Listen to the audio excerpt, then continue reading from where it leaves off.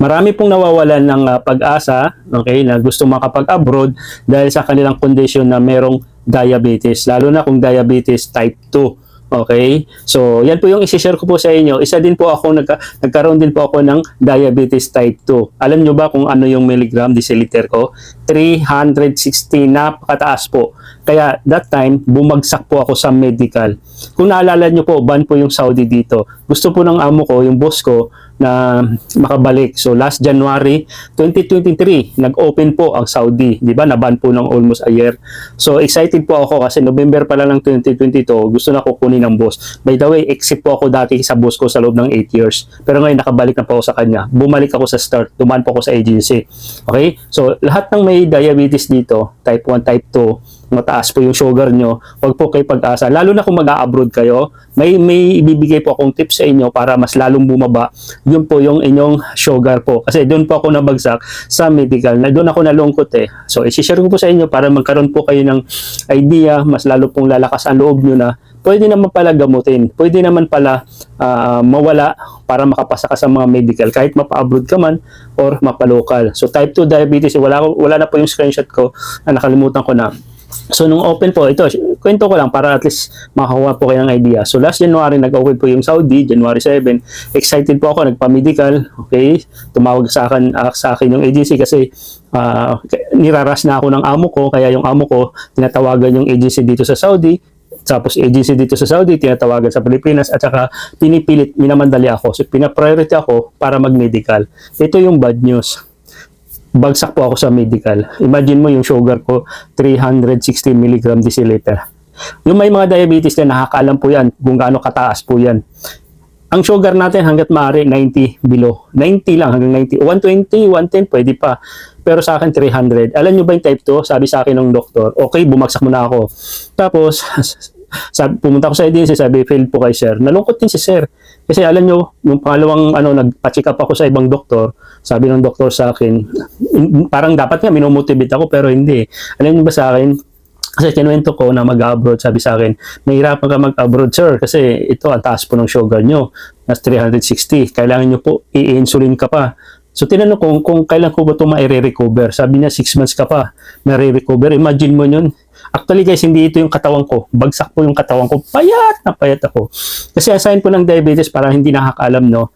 Malaging uhaw, may ihi, nilalanggam yung ihi natin, tapos laging gutom pero hindi naman tumataba. Yan po yun kasi almost 1 year ako dyan nagbakasyon. For good na po kasi ako nagnegosyo and bumigay yung negosyo. In short, bumagsak, pati yung health natin bumagsak. So, madaling salita, bumagsak din pati medical. Okay, so ganito, sabi ng doktor, 6 months daw ang gamutan ko. Okay, i-insulin ako. Alam nyo ba kung magkano yung insulin? Tinuturok 1,000. Wala naman akong pera, kaya ako gusto bumalik abroad kasi bumagsak yung aking negosyo.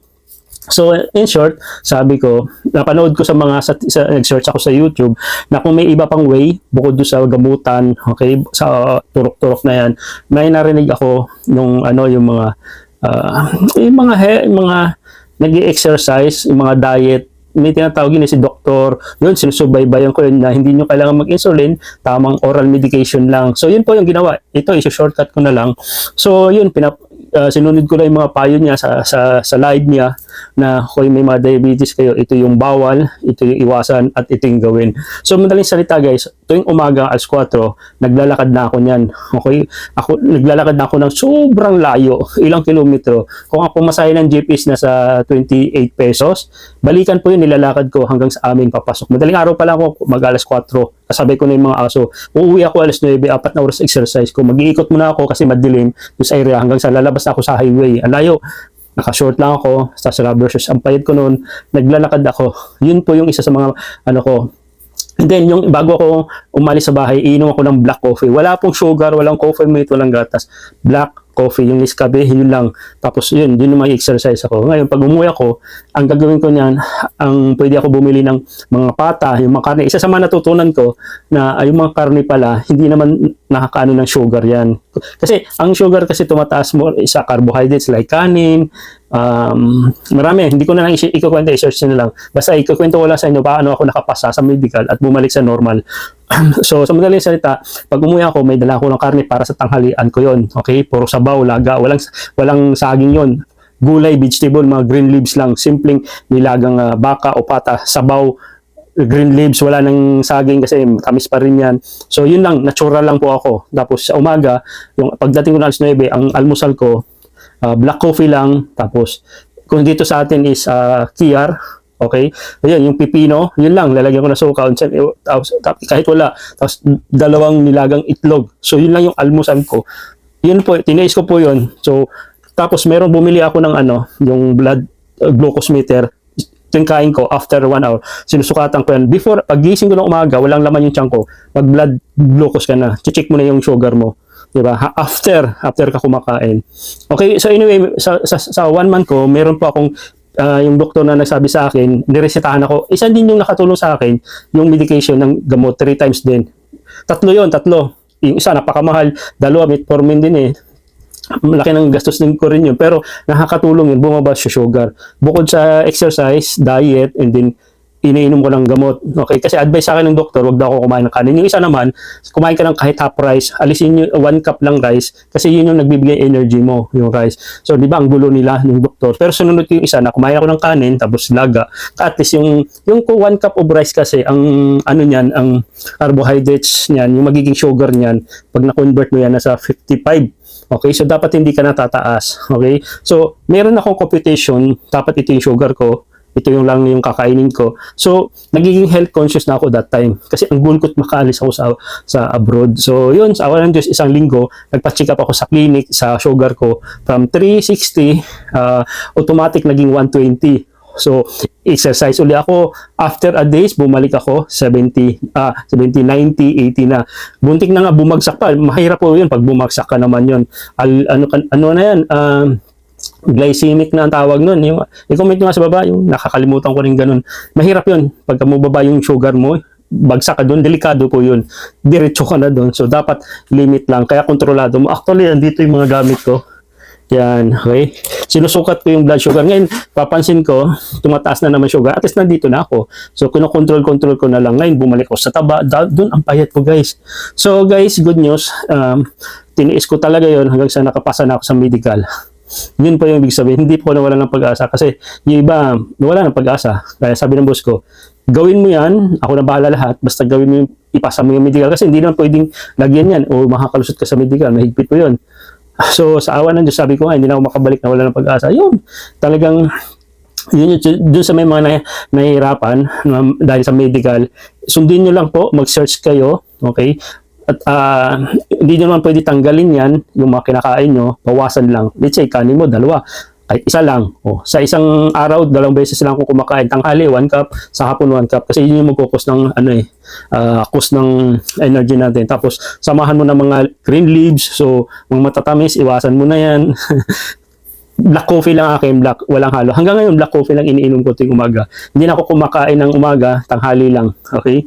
So, kumakain din ng umaga, depende kung may travel na sobrang haba, pero kukunti lang. Okay? So, hindi naman alisin mo yung mga bawal, like tinapay, kunting-kunti lang. Okay, less yung kunting part lang nun. Kasi mahirap naman yun, bumagsak ka naman medical mo. Pero kung kaya naman, lalo na kung may mga pera ka, di ba? So, makakabili ka ng mga pagkain na less sugar talaga. Yung mga carbohydrates. Kung wala, mahirap lang tayo. So, kumain ka ng kanin, konti lang, tapos samahan mo ng iba, yung samahan mo ng exercise, yun. Exercise is mga the best na nakatulong sa akin. So, yun, sa awa ng Diyos, nakabalik ako sa abroad, di ba? Yun, bumalik, nakarecover na uling katawan natin. Kaya, guys, ito yun, alagaan nyo po yung sarili natin, lalo na yung health natin, di ba? Sabi nga, health is wealth. Okay?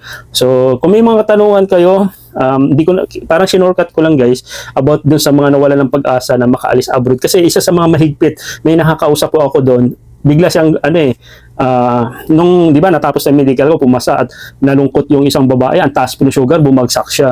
Minomotivate ko siya.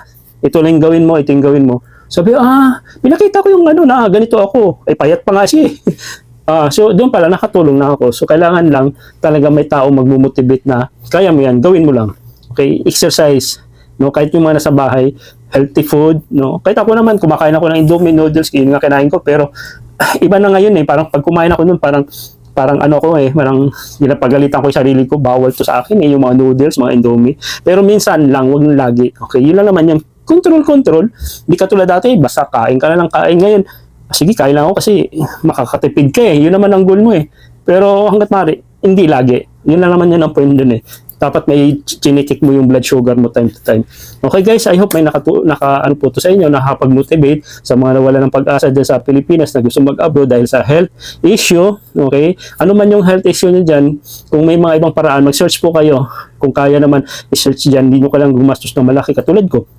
Insulin, magkano yun? Libo-libo. So, nag-oral medication lang ako at saka may medicine ako kahit papano. Ngayon, hindi na ako nagme-medication dahil nandito naman ako. Pero bumibili pa rin ako dito. May metformin, pang ano lang siya, pang backup. Pero minsan, hindi na ako nagiinom. So, health is wealth, guys. Alagaan po natin yung kalusugan natin. Okay? Kung may natutunan, share this video. And hindi ka pa na-subscribe, subscribe mo ako. Marami po kayo matutunan sa aking mga content, idea, tips, and advice. Okay? God bless and bye-bye.